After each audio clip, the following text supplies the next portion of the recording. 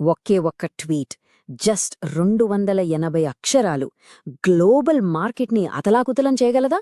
$2 trillion డబ్బుని గాల్లో కలిపేయగలదా? ఏంటిది, ఏదైనా సినిమా కథ అనుకుంటున్నారా? అస్సలు కాదు. ఇది నిజంగా జరిగింది. మనల్ని షాక్కి గురిచేసే ఓ నిజం. ఒక్కసారి నెంబర్ చూడండి. 2 పక్కన 12 సున్నాలు. $2 ట్రిలియన్. అంటే మన దేశం మొత్తం బడ్జెట్ కన్నా కొన్ని రెట్లు ఎక్కువనమాట. ఇది కేవలం ఒక అంకె కాదు, పవర్, మనీ, మోసంతో అల్లిన ఒక పెద్ద స్కెచ్. ఈ స్టోరీని మనం పూర్తిగా అర్థం చేసుకోవాలంటే ఫస్ట్ యుద్ధమనే పదానికి మన మైండ్లో ఉన్న మీనింగ్ మార్చేయాలి. ఎందుకంటే ఇప్పుడు జరిగే యుద్ధాలు సరిహద్దుల్లో సైనికుల మధ్య జరగట్లేదు. అసలు సిసలైన యుద్ధక్షేత్రం వేరే ఉంది. అదే డిజిటల్ ప్రపంచం. ఒకప్పుడు యుద్ధం అనగానే మనకు గన్సు, ట్యాంక్స్ గుర్తొచ్చేవి. కానీ ఈ స్లైడ్ చూడండి, టైం ఎంతలా మారిపోయిందో. ఇప్పుడు అసలైన ఆయుధాలు మన చేతిలో ఉన్న ఫోన్లోనే ఉన్నాయి. ఒక్క ట్వీట్, ఒక ఫేక్ న్యూస్ లేదా ఒక డేటా లీక్, ఇవే ఈ రోజుల్లో బ్రహ్మాస్త్రాలు. ఒక్క బటన్ నొక్కితే చాలు, దేశాల ఆర్థిక వ్యవస్థలనే కుప్పకూల్చేయగలవు.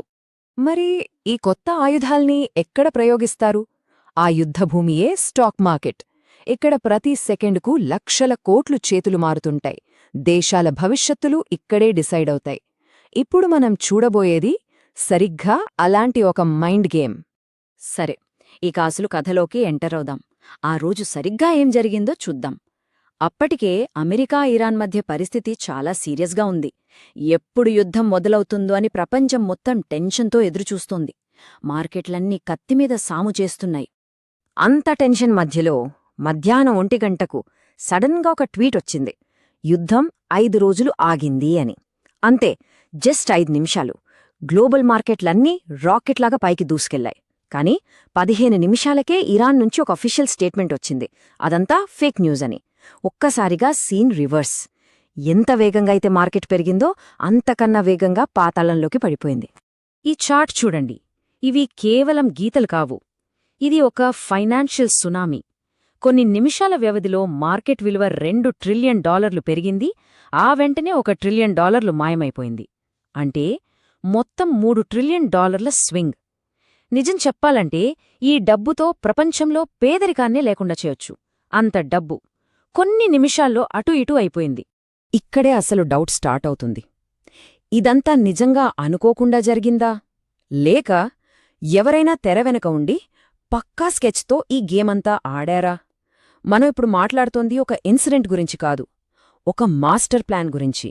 ఇదంతా వింటుంటే మనకు దుల్కర్ సల్మాన్, లక్కీ భాస్కర్ సినిమా గుర్తురావట్లేదా? సిస్టంలోని లుసువుల్ని వాడుకుని ఎవరో లోపల్నుంచే ఒక పెద్ద గేమ్ ఆడుతున్నట్టనిపించట్లేదా? ఈ కథలో కూడా అలాంటి ఒక కనిపించని ప్లేయర్ ఉన్నాడు. కానీ ఒక్క నిమిషం ఆగండి, అస్సలు కథ ఇప్పుడే మొదలైంది. ఇప్పటివరకు మనం చూసింది ట్రేలర్ మాత్రమే. అసలైన ట్విస్ట్ ఇప్పుడు రాబోతోంది. ఆ ట్వీట్ బయటకు రావడానికి కొన్ని సెకండ్ల ముందు మార్కెట్లో ఒక భారీ ట్రేడ్ జరిగింది.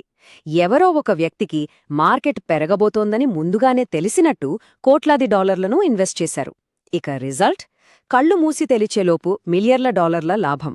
ఎంత తెలివిగా చేశారంటే ఇదొక క్రైమ్ అని ప్రూవ్ చేయడానికి ఒక్క ఆధారం కూడా లేదు. ఇప్పుడు మనందరి మెదళ్ళో ఒకే ఒక్క ప్రశ్న, ఆ ట్వీట్ గురించి ఆ వ్యక్తికి ముందుగానే ఎలా తెలిసింది? ఎవరు ఆ అజ్ఞాత వ్యక్తి? ఆ ఇన్ఫర్మేషన్ వాళ్లకి లీక్ చేసింది ఎవరు? ఈ గేమ్ వెనక ఉన్న సూత్రధారి ఎవరు? ఆ ఒక్క ట్వీట్తో ప్రపంచాన్ని ఆడుకున్న ఆ మాస్టర్ మైండ్ ఎవరు? ఇది కేవలం డబ్బు కోసం జరిగిన స్కామా, లేక దీని వెనుక ఇంకేదైనా పెద్ద స్టోరీ ఉందా? ఇలాంటివి మనలాంటి సాధారణ ఇన్వెస్టర్లకు ఒక వార్నింగ్. ఈ రోజుల్లో ఇన్ఫర్మేషనే అతిపెద్ద ఆయుధమని గుర్తు. ఒకే ఒక ట్రేడ్, కేవలం 20 నిమిషాల టైం, లాభమెంతో తెలుసా? ఏకంగా 840 కోట్లు. వినడానికే అసాధ్యంగా ఉంది కదూ? కానీ ఈ ట్రేడ్ వెనకున్న కథే వేరు. ఇది స్టాక్ మార్కెట్ చీకటి కోణంలో దాగి ఉన్న ఓ పెద్ద మిస్టరీని మన ముందుకు తెస్తుంది. పదండి మరి ఆ కథలోకి ఓ లుక్కేద్దాం. 840 కోట్లు. అక్షరాల 840 కోట్లు. అంటే ఓ భారీ బడ్జెట్ సినిమా తీసేయొచ్చు. కాని ఇది ఒక్క ట్రేడర్ కేవలం 20 నిమిషాల్లో సంపాదించిన డబ్బు. నమ్మశక్యంగా లేదు, నాకు తెలుసు. అయినా సరే, మన సోర్స్ చెప్తున్న దాని ప్రకారం ఇది పక్కా నిజం. అసలు ప్రశ్నేంటంటే, ఇంత తక్కువ టైంలో ఇంత డబ్బు సంపాదించడం అదెలా సాధ్యం? ఈ మొత్తం కథకి మూడు మూలస్తంభాలు. ఒకటి, తెర వెనుకుండి ఇదంతా నడిపించిన ఓ అజ్ఞాత ట్రేడర్. 2, మార్కెట్ గతిని మార్చేసిన ఒకే ఒక్క ట్వీట్. ఇక 3, ఎవరూ ఊహించని ఒక అసాధారణమైన ఫలితం. ఈ మూడింటికీ మధ్య ఉన్న లింకే ఈ మొత్తం వ్యవహారానికి గుండెకాయలాంటిది. ఇప్పుడు మనందరి మదిలో మెదులుతున్న ప్రశ్న ఇదే. ఇది యాదృచ్ఛికంగా అదృష్టం కొద్దీ వచ్చిన లాభమా, లేకపోతే అడుగడుగునా పక్కా లెక్కలేసి పకడ్బందీగా అమలు చేసిన ఓ మాస్టర్ ప్లానా? ఈ ప్రశ్నకు సమాధానం దొరుకుతేనే మనకు అసలు విషయం అర్థమవుతుంది. సరే, ఇంతకీ ఆ ట్రేడర్ ప్లాన్ ఏంటో చూద్దాం. అతను చాలా తెలివిగా 2 పందాలు కాశాడు ఒకేసారి. ఒకవైపు స్టాక్ మార్కెట్ అమాంతం పెరిగిపోతుందని బెట్ చేశాడు. మరోవైపు ఆయిల్ ధరలు కుప్పకూలిపోతాయని ఇంకో బెట్ వేశాడు. చూడండి, సాధారణంగా ఎకానమీ బాగుంటే ఈ 2 ఒకేసారి జరగడం దాదాపు అసాధ్యం. మార్కెట్ పెరిగితే ఆయిల్కి డిమాండ్ కూడా పెరుగుతుంది కదా, కాని ఇతను 2 జరుగుతాయని పందెం కాశాడు. ఇక్కడే ఉంది అసలు ట్విస్ట్. ఈ 20 నిమిషాల టైంలైన్ చూస్తే ఒళ్ళు జలధరిస్తుంది. చూడండి, మార్కెట్ ఇంకా ఓపెన్ అవ్వకముందే భారీ ఎత్తున పెట్టుబడులు పెట్టేశారు. మార్కెట్ ఓపెన్ అయిన క్షణంలోనే ఆ కీలకమైన ట్వీట్ బయటకొచ్చింది. ఆ తర్వాత నిమిషాల వ్యవధిలోనే మార్కెట్ రాకెట్లా దూసుకెళ్ళింది. కరెక్ట్గా 20 నిమిషాల్లో లాభమంతా జేబులోకి.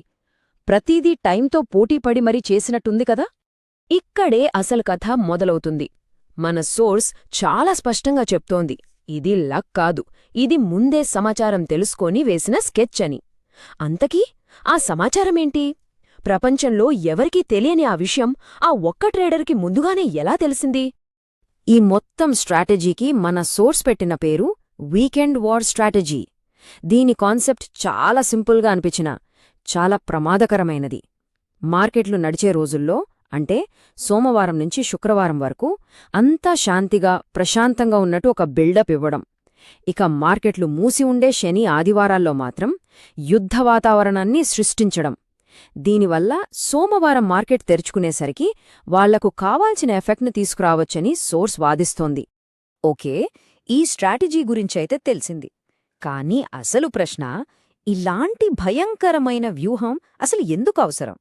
శాంతి, యుద్ధంలాంటి సున్నితమైన విషయాలను స్టాక్ మార్కెట్ టైమింగ్స్ ప్రకారం నడిపించాల్సిన అవసరం ఎవరికొచ్చింది? దీని వెనుకున్న అసలు మోటివేంటి? మన సోర్స్ ప్రకారం దీనికి కారణం ఒక్కటే. అదే అమెరికా నెత్తిన ఉన్న అప్పుల కుప్ప.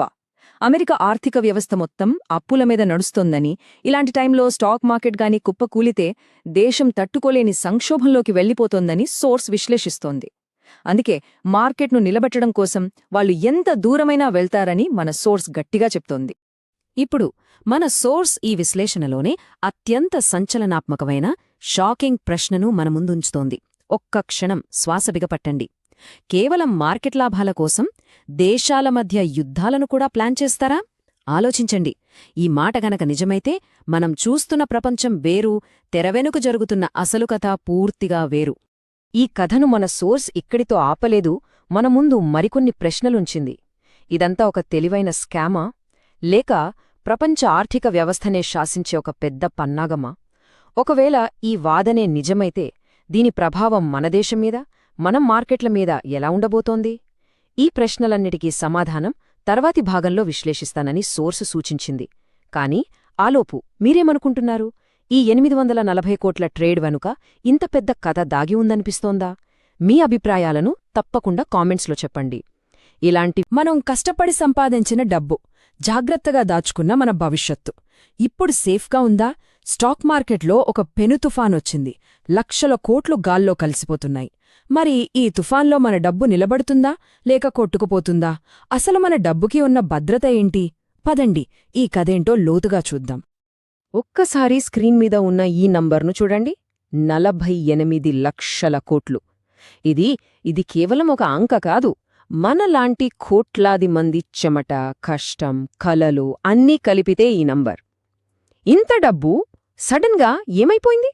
ఎక్కడో ప్రపంచం అవతల ఎవరో ఆడే రాజకీయ చదురంగానికి ఇక్కడ మన జేబులు ఖాళీ అవుతున్నాయి. ఆలోచించండి, వాళ్లు ఆడే ఆటకు మనం బలిపశువులమవుతున్నాం. మనకు సంబంధం లేని గొడవలకు మన కష్టార్జితం కరిగిపోతోంది. అసలు ఏం జరుగుతోంది మన చుట్టూ? ఇప్పుడు మనం ఈ నష్టమనే సముద్రంలోకి ఇంకాస్త లోపలికి వెళ్దాం. ఆ 48 లక్షల కోట్ల కథేంటో విడమర్చి చూద్దాం. ఎందుకంటే సమస్య ఎంత పెద్దదో తెలిస్తేనే దాన్ని ఎదుర్కొనే దారి దొరుకుతుంది. ఒక్క రోజులో మార్కెట్ ఓపెన్ అయి క్లోజ్ అయ్యేలోపు మన ఇండియన్ మార్కెట్ నుంచి 13 లక్షల కోట్లు మాయం. జస్ట్ ఇమాజిన్ చేసుకోండి, మన కళ్ల ముందే అంత సంపద ఆవిరైపోయింది. ఇది మామూలు విషయం కాదు కదా. అయితే అందరి మెదళ్లల్లో ఇప్పుడు ఒకటే ప్రశ్న. ఎందుకు? అసలు ఎందుకిలా జరిగింది? ఈ పతనం వెనుక ఉన్నది ఎవరు? ఇది మన పొరపాటా లేక మనమీద జరుగుతున్న దాడా? కారణాలేంటో తెలుసుకుందాం రండి. ఎక్స్పర్ట్స్ ప్రకారం దీని వెనుక ప్రధానంగా 3 శక్తులున్నాయి. 1 దేశాల మధ్య పెరుగుతున్న ఉద్రిక్తతలు. 2 అదుపులేకుండా ఆకాశాన్నంటుతున్న ఆయిల్ ధరలు. ఇక 3 రోజురోజుకీ పడిపోతున్న మన రూపాయి విలువ. ఈ 3 కలిసి ఒక పర్ఫెక్ట్ స్టార్మ్లా మన మార్కెట్ను ముంచెత్తుతున్నాయి. ఈ సమస్యకి అసలు గుండెకాయ ఎక్కడుందో తెలుసా? ఇక్కడే ఉంది. మన దేశానికి కావలసిన పెట్రోల్, డీజిల్లు సుమారు 85% మనం బయట దేశాల నుంచే కొంటున్నాం. అంటే అక్కడ ఆయిల్ ధర ₹1 పెరిగినా దాని ఎఫెక్ట్ నేరుగా మన లారీల మీద, మన కూరగాయల ధరల మీద, చివరికి మనం తినే ప్లేట్ మీద పడుతుంది. మన ఆర్థిక వ్యవస్థకు ఇదే అతిపెద్ద వీక్నెస్. ఇదంతా విన్న తర్వాత మనసులో ఒకటే ఆందోళన. నా డబ్బు సంగతేంటి? నేను దాచుకున్న ఇన్వెస్ట్మెంట్లు ఏమైపోతాయి? ఇలాంటి ఆలోచనలు రావడం చాలా చాలా సహజం. మరి ఇప్పుడు మనం నిజంగా భయపడాలా లేక ధైర్యంగా ఉండాలా? ఇక్కడే అసలైన కన్ఫ్యూజన్ మొదలవుతుంది. మార్కెట్ పడిపోయింది కదా అని భయంతో చేతిలో ఉన్నవన్నీ అమ్మేయాలా? లేక ఇదే మంచి ఛాన్స్, తక్కువ ధరకే దొరుకుతున్నాయని ఇంకా కొనాలా? ప్రతి ఇన్వెస్టర్ ఇప్పుడు ఈ డైలమాలోనే ఉన్నారు. కాని ఒక్క విషయం గుర్తుంచుకోవాలి. సముద్రంలో అలలు రావడం ఎంత సహజమో, స్టాక్ మార్కెట్లో ఇలాంటి ఒడిదుడుకులు రావడం కూడా అంతే సహజం. ఇది మార్కెట్ నైజం. వచ్చే ప్రతి అలకు భయపడితే పడవ ముందుకెళ్లదు గదా. సరే, అలలకు భయపడొద్దు అన్నారు, మంచిదే. కాని ఇప్పుడు ఈ తుఫాను మధ్యలో ఉన్న మన పడవను సేఫ్గా ఒడ్డుకు ఎలా చేర్చాలి? మన డబ్బును ఎలా కాపాడుకోవాలి? దీనికి కొన్ని మార్గాలున్నాయి. వాటి గురించి ఇప్పుడు చూద్దాం. ఆవేశంతో కాకుండా ఆలోచనతో నిర్ణయాలు తీసుకోవాలి. ఉదాహరణకి మ్యూచువల్ ఫండ్స్. మన పెద్దలు చెప్తారు కదా, అన్ని గుడ్లని ఒకే బుట్టలో పెట్టొద్దని. మ్యూచువల్ ఫండ్స్ అంటే మన డబ్బుని చాలా కంపెనీలలో కొద్ది కొద్దిగా పెట్టడమన్నమాట. దీనివల్ల ఒకటి దెబ్బతిన్నా మిగతావి మనల్ని కాపాడతాయి.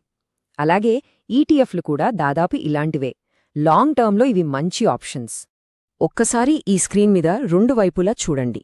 ఒకవైపు భయంతో, పానిక్తో తన పెట్టుబడిని తనే పడేసుకుంటున్న వ్యక్తి. మరోవైపు ప్రశాంతంగా, తెలివిగా తన పెట్టుబడి అనే మొక్కకు నీళ్లు పోస్తున్న వ్యక్తి. ఒకరు గుండెతో ఆలోచిస్తున్నారు, మరొకరు బ్రెయిన్తో. మనం ఎటువైపుండాలో నిర్ణయించుకోవాల్సింది మనమే. చూడండి, మేము మీకు సమాచారం ఇవ్వగలం, మార్గాలు చూపించగలం, మీ ముందున్న ఆప్షన్స్ ఏంటో చెప్పగలం. కానీ చివరిగా అది మీ డబ్బు, మీ భవిష్యత్తు. కాబట్టి ఫైనల్ డెసిజన్ కూడా మీదే అయ్యుండాలి. మరి ఇలాంటి టైంలో మీ స్ట్రాటజీ ఏంటి? ఈ తుఫాన్లో ధైర్యంగా ముందుకు వెళ్తారా లేక ఒడ్డున కూర్చుని తుఫాన్ తగ్గే వరకు వెయిట్ చేస్తారా? మీ ఆలోచనలు, మీ అభిప్రాయాలు కింద కామెంట్స్లో తప్పకుండా చెప్పండి. ఒకరి అనుభవం మరొకరికి పాఠమవుతుంది. ఈ విశ్లేషణ మీకు ఉపయోగపడిందనిపిస్తే తప్పకుండా లైక్ చేయండి. మీ ఫ్రెండ్స్కి, మీ ఫ్యామిలీ మెంబర్స్కి కూడా షేర్ చేయండి. వాళ్ళకూడా ఇది హెల్ప్ అవ్వచ్చు. మరిన్ని ఇలాంటి డీప్ అనాలిసిస్ కోసం మన ఛానల్కి ఇప్పుడే సబ్స్క్రైబ్ చేసుకోండి. మరో ఇంట్రెస్టింగ్ టాపిక్తో మళ్ళీ కలుద్దాం.